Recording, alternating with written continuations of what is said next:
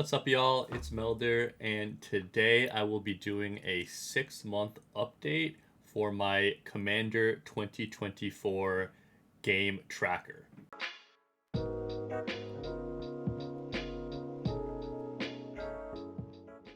We are just hitting July as I'm recording this video, so 6 months have gone by in 2024, and I felt like this would be a good time to do a halfway point update video for my data collection in 2024. As of July, I've played 91 total games of 4-player Commander.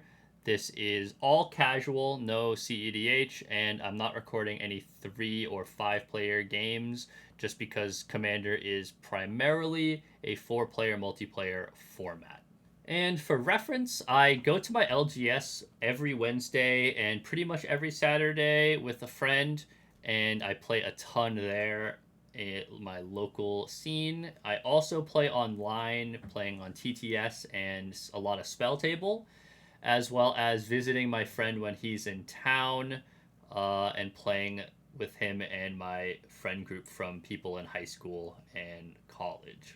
This idea was originally inspired by the folks at EDHREC and their podcast. I believe Dana and Joey did data collection for 2022 and 2023. And when I saw their podcast episode about this, I was just super interested in it. I really wanted to give it a shot. So I made a much more simplified spreadsheet for the data collection, just because it's easier for me to actually write things down that way instead of tracking some of the other stuff. So it will be far less detailed, but I wanted to give it a try, and so far in 2024 it's been a blast and really interesting as well. Okay, first thing we're going to do is break down the sheet. So we have players 1 through 4, just the player order. The green represents who won the game. The bolded is what deck I was playing when I was in that game, or which deck I was piloting. And then just all the commanders from each game listed in turn order. Then we have the win con / finisher. This is just how the deck won, or how the last person was taken out to finish the game. And then lastly, we have balance. How balanced do I think my deck was in comparison to the other decks in the pod? Was my deck too strong? Was it too weak? Did I do not the best assessment of power level at the table and choose a mismatching deck? That is where this comes in. And then for all the no's and maybes, I have notes listed for the reasoning for the deck choice, or how I think the decks were imbalanced with each other.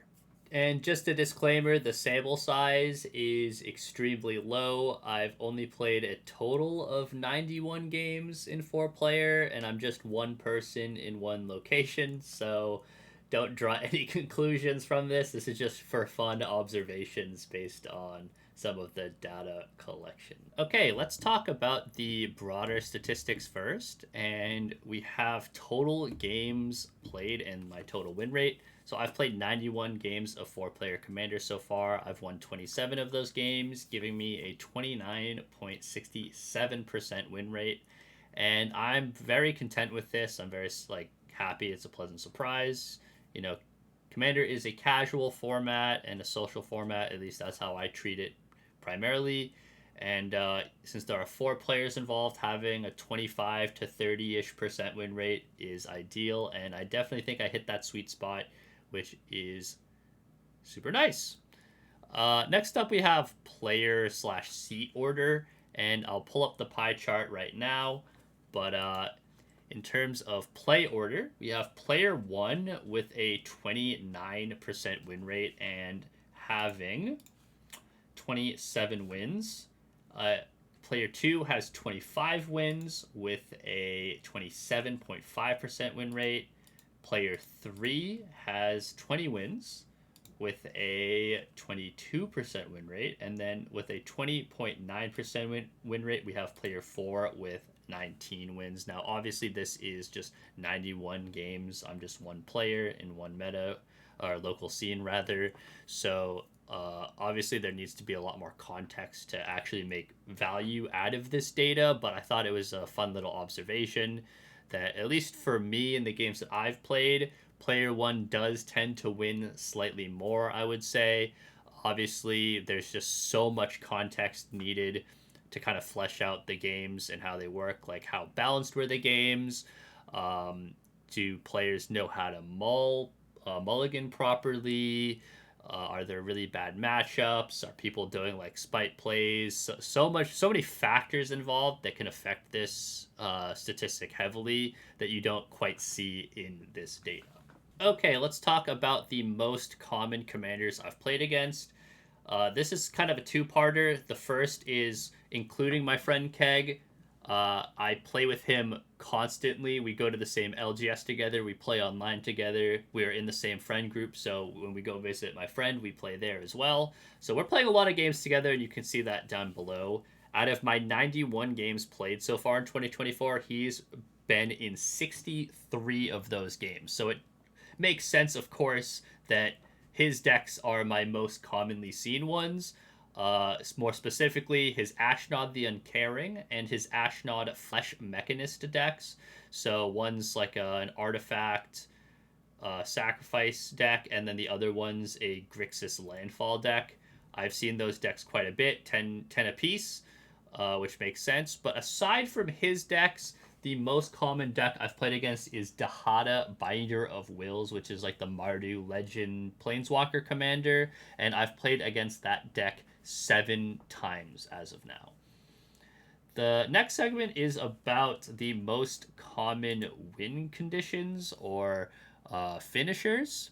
So I'll bring up the table here, but by far the most common win condition is going to be combat damage. Now, if you include commander damage and also infect, that makes up for 43 of the game-ending plays or finishes. And the next highest is just life loss or drain. But commander is a very combat-focused format. People love swinging in with a bunch of creatures or going wide. And then Voltron's an also pretty popular strategy as well. So 36 games from just combat damage, 6 from commander damage, and then 1 additional from poison and infect, which is pretty much just combat too. The next highest is life loss and drain effects. So a lot of aristocrat strategies, things like Grey Merchant of Asphodel. I love Gary, and he definitely ends a ton of games. And this is my primary strategy. I like playing life loss decks. Like, I would say more than half of my decks involve making people lose life either through drain effects or combos and things like that. And then a few other things of note. We have scooping from board control. Now, this is like a situation where Liliana Dreadhorde General, she gets her ultimate off, and everybody is just back to square one, or someone Dahada ultimates, it takes everybody's things, and then you're left with basically nothing. I've played against like an Avacyn board wipe game, spamming game where we couldn't establish a board state, but they also just, it would take like 5 more turns for them to kill us just swinging constantly. So we all just unanimously decide the game is over, this person has won, it's not worth playing out, let's just save our time and then start jamming the next game. So that's what that title is for. And then self-mill is one of my other, like my most powerful deck is a self-mill deck. It's also like a combo deck, but I titled it as self-mill. And then lastly, we have alternate win cons, which I believe the only 4-player ultimate win con was from a Halo Fountain win, which was pretty interesting. But most of the time, the games end through combat damage.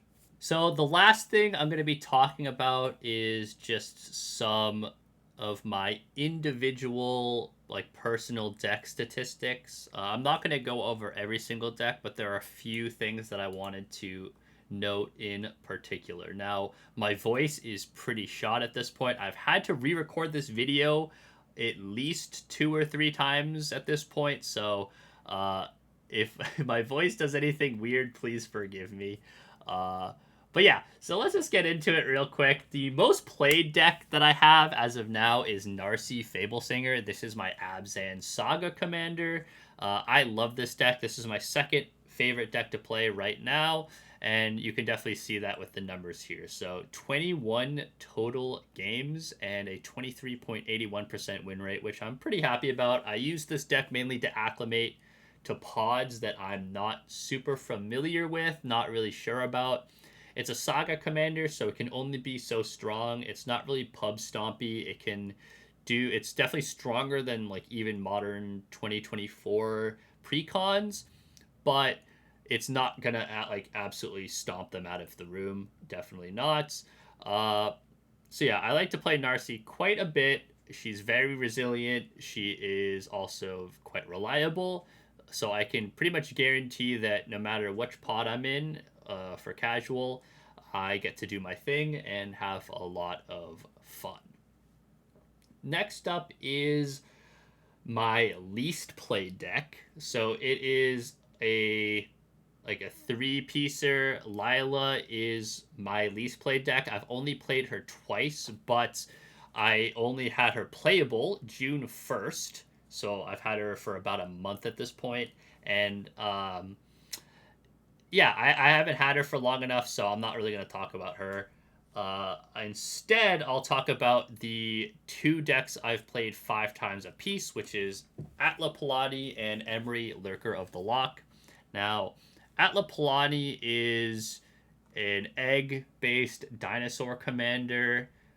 Very straightforward, very simple. Make eggs, spawn out dinosaurs from those eggs. I don't run like Eldrazi or like Blight Steels, or I don't run Maskwood Nexus. It's just really dinosaurs that I opened or owned already, and then a few non-dinosaur pieces, things that like trigger Atla Palani multiple times, like Harmonic Prodigy and Zopandrel to just double the power and toughness during combat, just so I can get a bit of a more secure win via combat damage. Now, the reason why I don't play this deck that much is not because I dislike it, it's more so it just fits my playstyle a little bit less. Like, I do like sacrificing stuff quite a bit, and combat damage is fun, but it's my only deck without blue or black in it, funny enough, and it's just a slight playstyle difference where I only have so much commander I can play per week, and since I only have so much time, I tend to gravitate towards the decks that I find way more fun.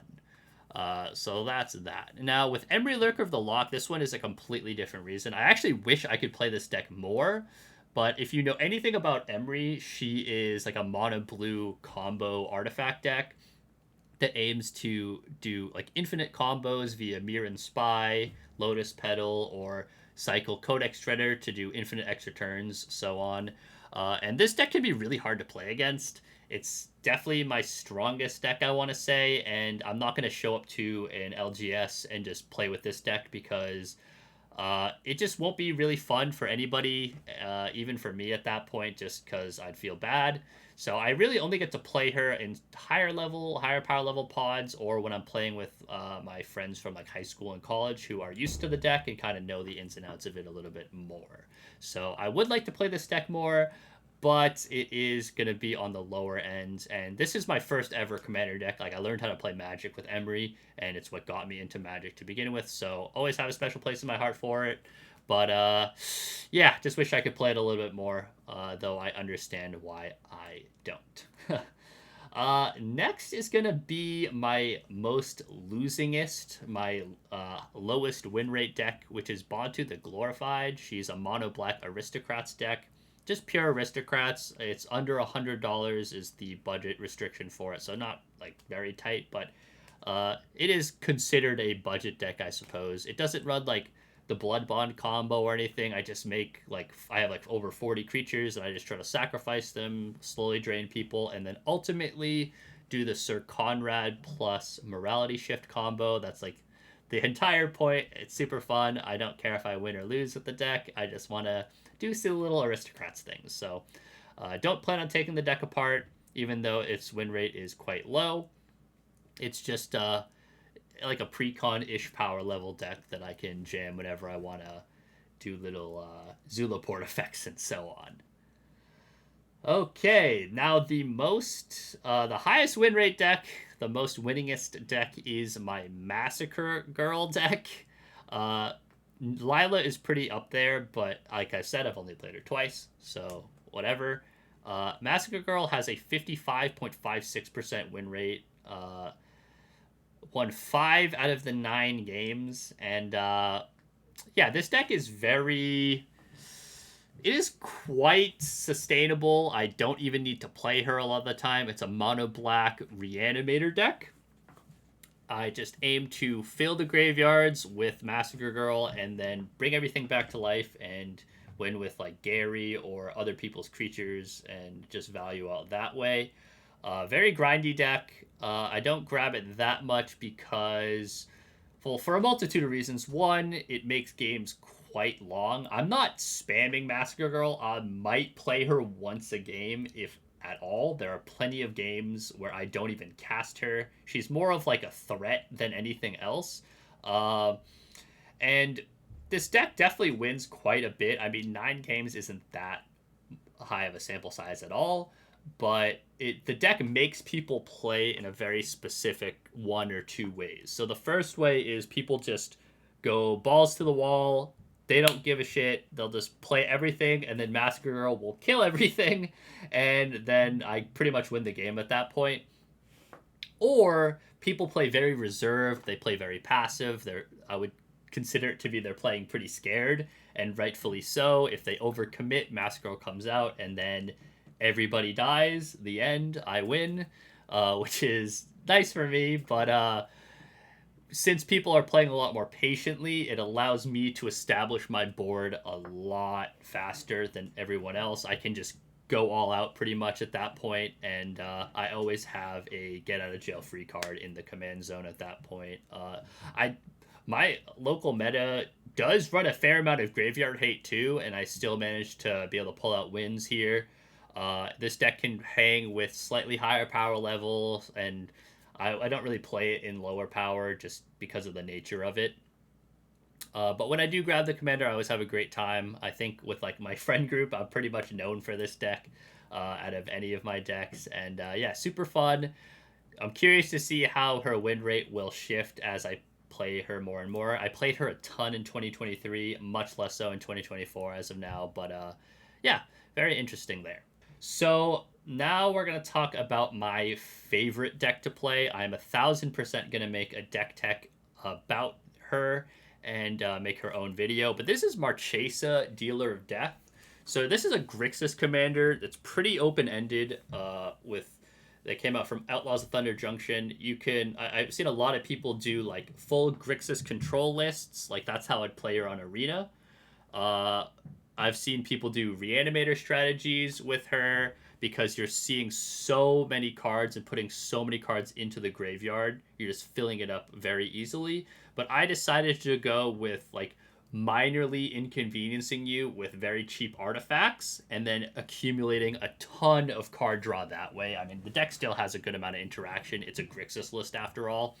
But yeah, it has cards like Relic of Progenitus, Unlicensed Hearse, Tower of Koiriel, Urza's Glasses or Glasses of Urza, just to see what you're doing. Maybe mill you 1, I'll mill you 0 with Grind Clock, and then I'll just get a ton of card advantage and win via a combo. I don't run any tutors in the deck, and it still has a pretty solid win rate. I'm able to consistently draw through my entire deck. And since it's not draw triggers, it's not hitting things like Orcish Bowmasters or Smothering Tides, etc. So yeah, this is my most fun deck. I just get to spin my wheels, and I get to interact a lot. And you get a few good laughs from the silly little artifacts that I run in it.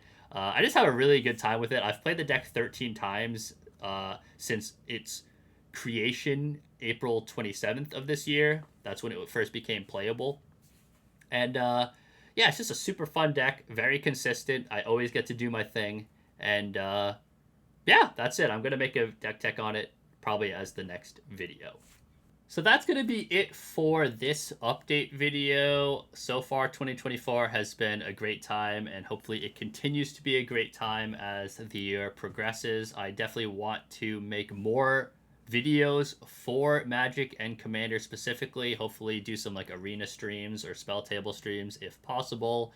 But yeah, thank you all so much for watching. If you have any questions about anything, just comment them below. I'll try my best to get to them. I'm gonna try to maybe start making deck text for each of my decks, or at least the decks I find a little bit more interesting, as well as I'll have lists in the description, as well as just my Moxfield profile if you want to check that out and take a deep dive into those. But yeah, thank you all so much for watching. Hope you all have a great summer and a great rest of your day, and peace out.